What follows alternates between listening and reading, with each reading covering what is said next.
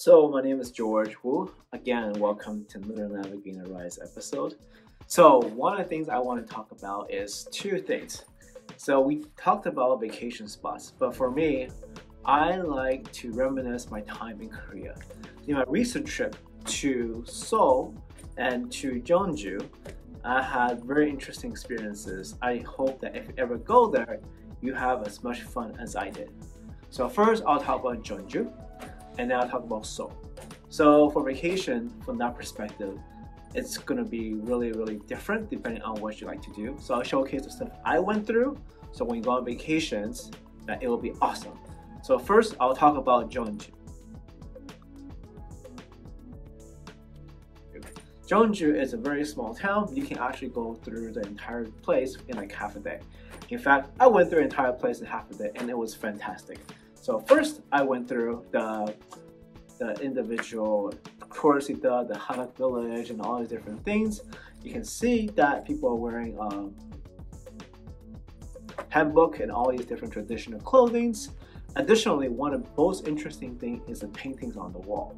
So I'll quickly show this thing to you guys about what that looks like. And here's basically a brief snapshot of my Jeonju.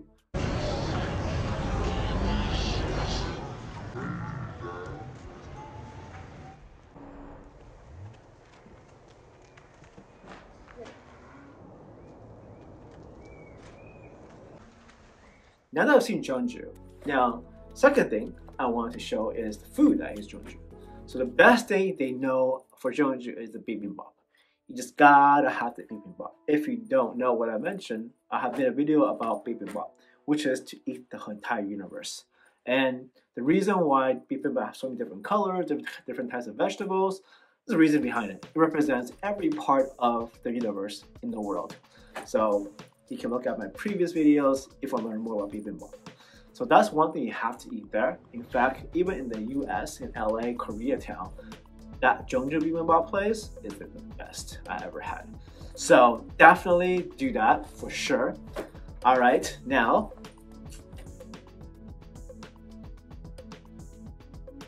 so now with the food we see from Jeonju, now I want to look at the type of food I eat at Seoul.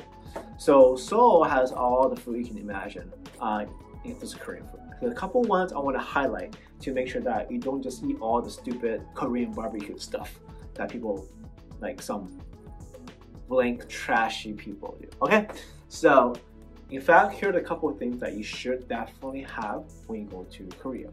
One of the things is marinated raw crabs. It's actually really interesting. I liked it, had a good time with it. Would I keep eating it? I don't know, but it was definitely considered a delicacy, so definitely eat it. So second thing I like to do is the comfort food, kimchi jjigae, along with the rice, etc., like kimchi stew soup. So that's definitely have some comfort food, so you know what normal comfort food looks like, so you don't become a spoiled tourist if you ever go for vacation or for travel, right? So seafood. And also make sure to go to branches that opens like raw fishes that's by Busan. So anything that has a branch in Busan is probably pretty good in Seoul because Busan has known for their delicacy in fishes.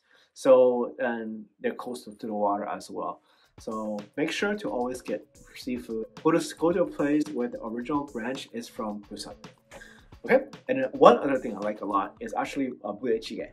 So that is basically the army stew. And it's a history about it, but I really like it. It's very unhealthy, but I just love it. All right.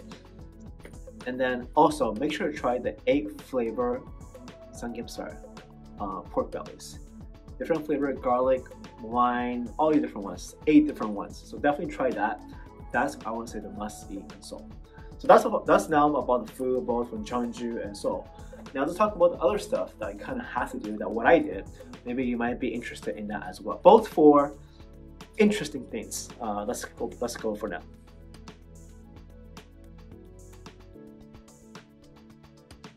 So one other thing is, okay, so when it comes to Seoul, besides food, so thinking, there are two types of drinking places that I went to. One was more established and higher end, and one is of course more of a lower end. So the lower end I had it in Hyundai, and then it's really awesome because when you go to Hyundai, it's actually a lot of people that comes around. And then you can say like some of them are even international. I think for myself, I just crashed one of the parties and one of the tables, and voila, made some new friends and went out.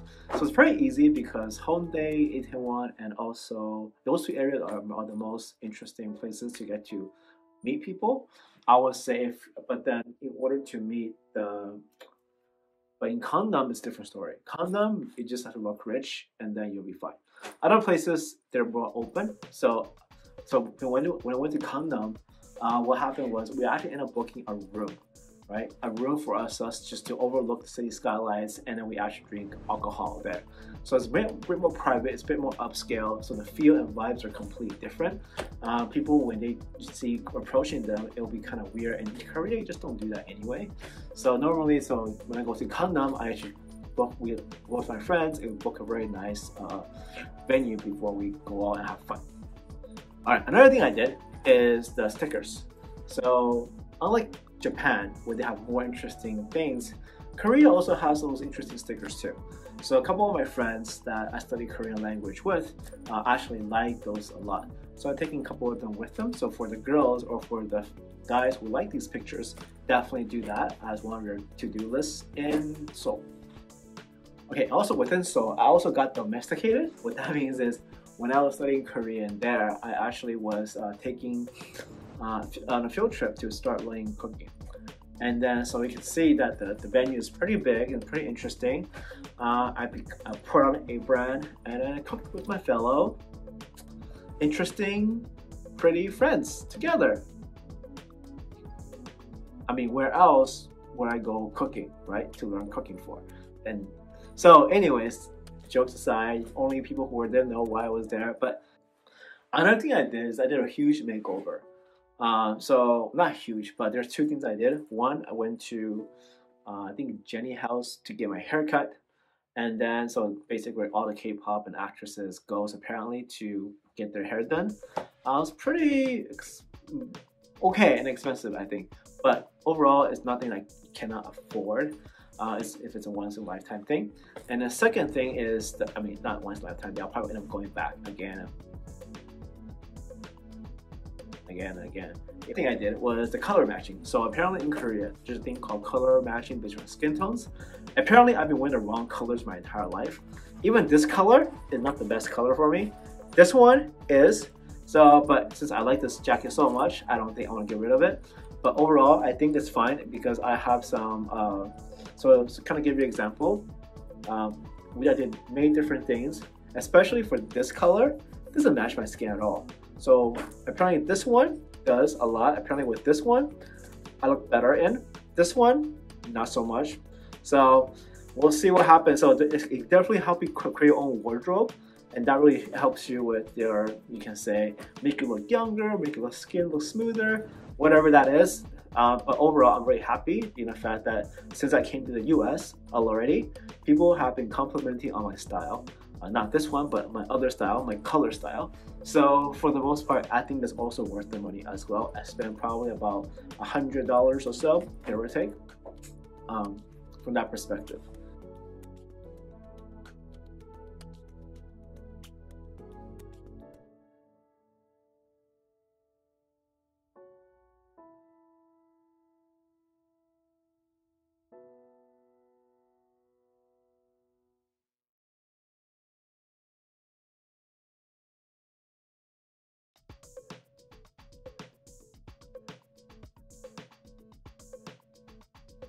Oh, also one thing I did is try to get into really these private parties. So one thing I was really lucky. So I'm a very good airplane buddy. So what that means is I can always pass the airplane test. If you don't know what that is, look it up. So anyways, I met this I think COO of this firm on a plane, and I was invited to this party, which is a combination of party hosted by YG as well as the Metacons. So they're promoting their NFTs, So what happened is a lot of YG staff actually came over from the models to the performers and the artists, and of course these are some of the best interesting venue because you don't have to fight in line like at MBS World, etc. You can literally just stand and see them pretty clearly who their faces are without really worrying about like the seats.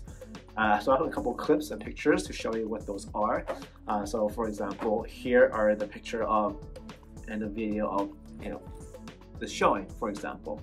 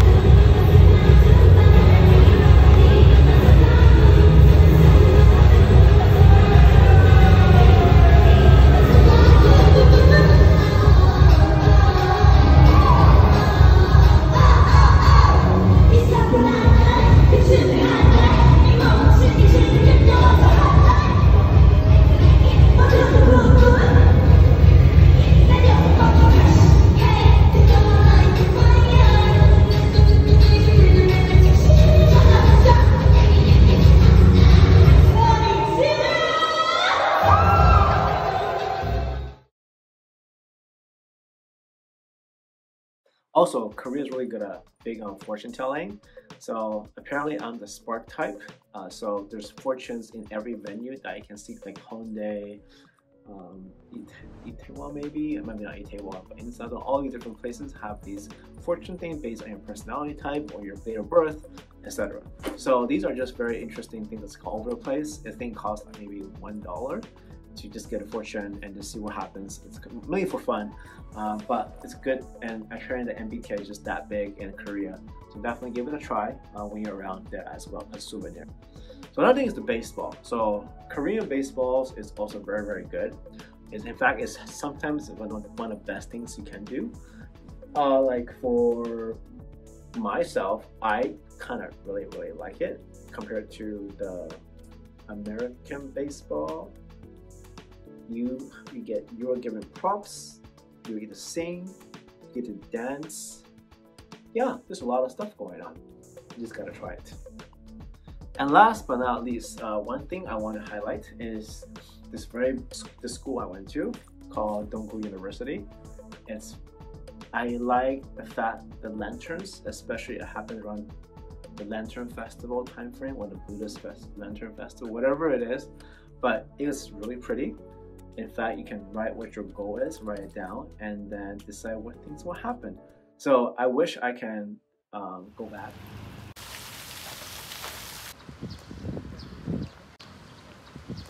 I should be there when I was studying there. I should study there when I was in pandemic, so I wasn't able to be there, but if I can do it all over again, I would definitely do that again. I don't think I want to.